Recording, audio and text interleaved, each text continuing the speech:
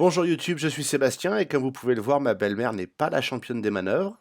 Donc l'aile arrière de la Twingo a pris un coup, ainsi que le pare-choc, un petit peu abusif le coup, et le phare était cassé. Alors le phare ça se remplace facilement, hein, il suffit d'aller sur un site de pièces auto. Et pour la carrosserie, étant donné le devis de Renault, j'ai décidé de l'essayer par moi-même. C'est l'occasion ou jamais, j'ai toujours voulu faire ça. Et peinturevoiture.fr propose du conseil qui m'a permis de l'oser, puisque j'en ai jamais fait de la carrosserie réellement. J'ai peint la coccinelle en époxy et j'ai fait de la soudure, mais c'est pas tout à fait la même chose. Selon le plan, alors d'abord il faut démonter un peu pour avoir accès. Ensuite, j'espérais pouvoir accéder derrière l'aile, donc à l'intérieur, pour pouvoir la redresser un petit peu. Ça n'arrivera pas, il faudrait donc un tire-clou ou percer un trou, mettre une vis et tirer dessus, mais j'ai pas voulu faire ça. Je pense que ce sera pour une prochaine fois si j'ai d'autres occasions. Le plan est donc de poncer la tôle à nu, puis de la poncer au 400 pour qu'elle soit rayée finement, puisque pour la poncer à nu, vous pouvez prendre du papier de verre plus épais, ce que j'ai fait, enfin un plus gros grain. Et ensuite, idem pour les plastiques.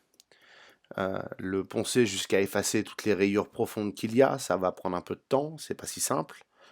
Ensuite, on a de l'après-garnissant, et on en fait plusieurs couches. Et ensuite, on a de la peinture dont on fait plusieurs couches. Et ensuite, on a du vernis qui va par-dessus, puisque c'est une teinte métallisée un petit peu compliquée. Pour ce qui est de la procédure, donc des divers matériaux qu'on va utiliser, au-delà du papier de verre dont on va consommer une certaine quantité, il faut mettre la tôle à nu avec ce qu'on veut, puis poncer au 400. Ensuite, il faut faire pareil sur le plastique, évidemment. Mettre le mastic. Alors moi, j'ai pris du mastic polyester sur les conseils de peinture voiture. Je pense que j'aurais dû prendre du mastic fin de finition qui vient en tube, comme le dentifrice, pour boucher les micro trous et rayures qui peuvent rester après, puisque le mastic polyester n'est pas ultra fin. Ensuite, ce mastic, on va le poncer au 400. Ensuite, on va faire une couche d'après-garnissant qu'on va laisser sécher 2 heures et poncer au 800. Et ensuite, on va faire de la peinture, à savoir une première couche. Ce sont des bombes, hein, vous les avez dans la vidéo de présentation de mon expérience d'achat peinture voiture. Donc la peinture qu'on va faire, laisser sécher 10 minutes, refaire une deuxième couche, attendre 40 minutes précisément, faire une couche de vernis, attendre 10 minutes et refaire une couche de vernis.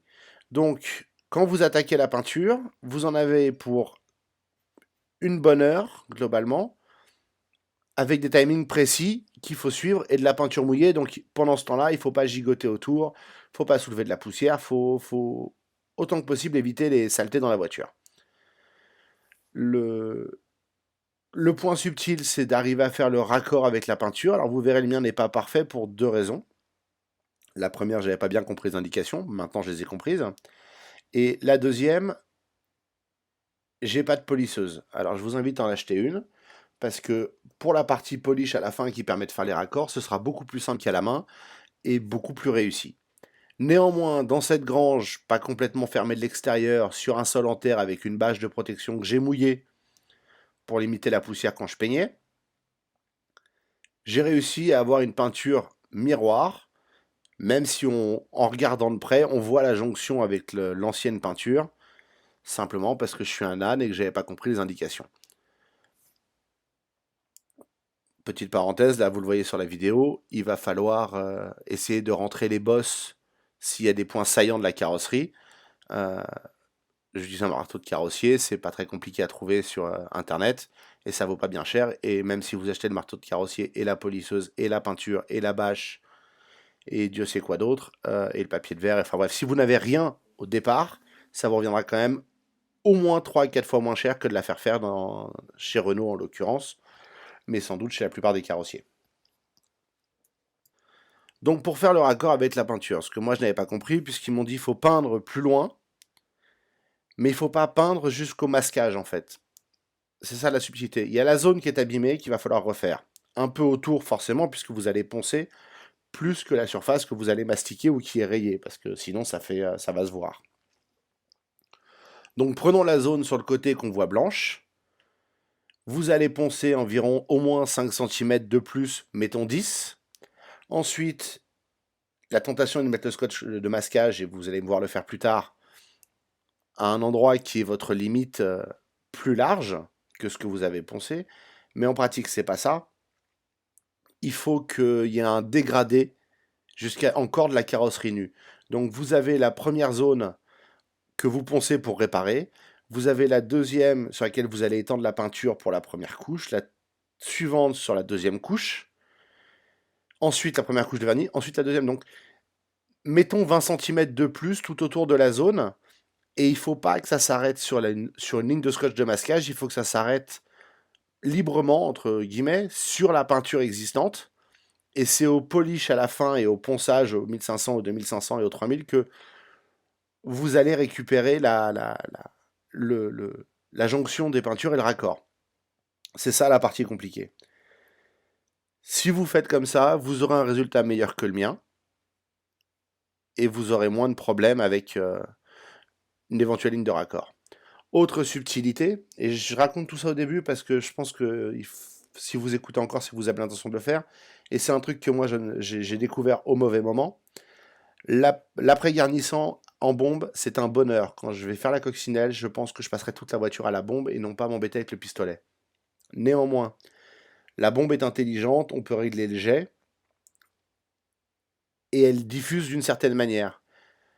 La peinture, pareil. Le vernis, par contre, diffuse d'une manière complètement différente. Donc faites bien un test de vernis avant de l'appliquer. Alors j'ai pris du vernis 2K. Vous pouvez prendre le 1K, je ne sais pas comment il fonctionne, j'imagine qu'il vernit très bien. Mais j'ai pris le 2K comme cette voiture dort beaucoup dehors. Et je me suis fait piéger au début du vernis.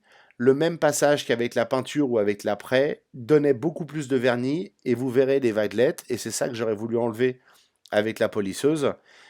Mais j'ai pas de polisseuse. Néanmoins, je pense que quand j'en aurai commandé une, je repasserai sur cette carrosserie, quitte à devoir refaire un coup de vernis par-dessus pour avoir un résultat parfait.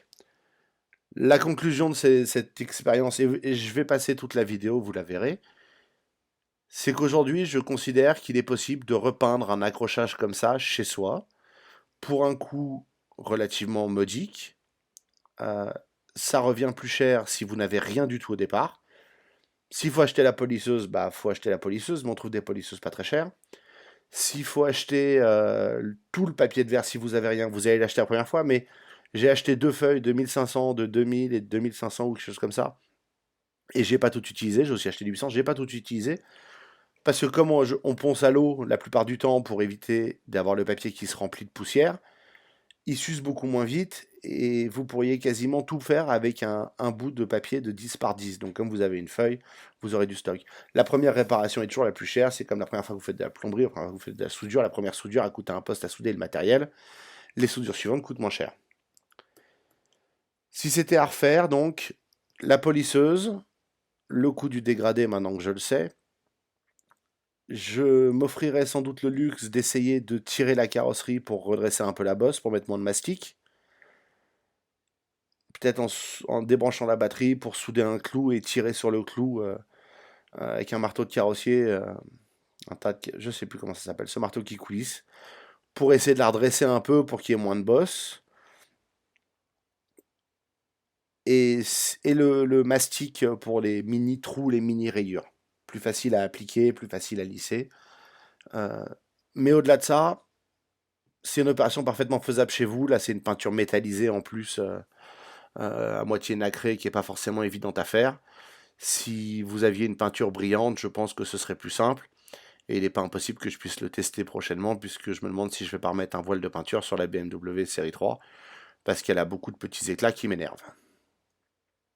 Si comme moi, vous avez lu sur la carrosserie, et regardé des vidéos sur la carrosserie avant de vous lancer, et ainsi de suite, vous avez en tête que chaque minute de préparation vaut 5 fois plus que chaque minute de finition.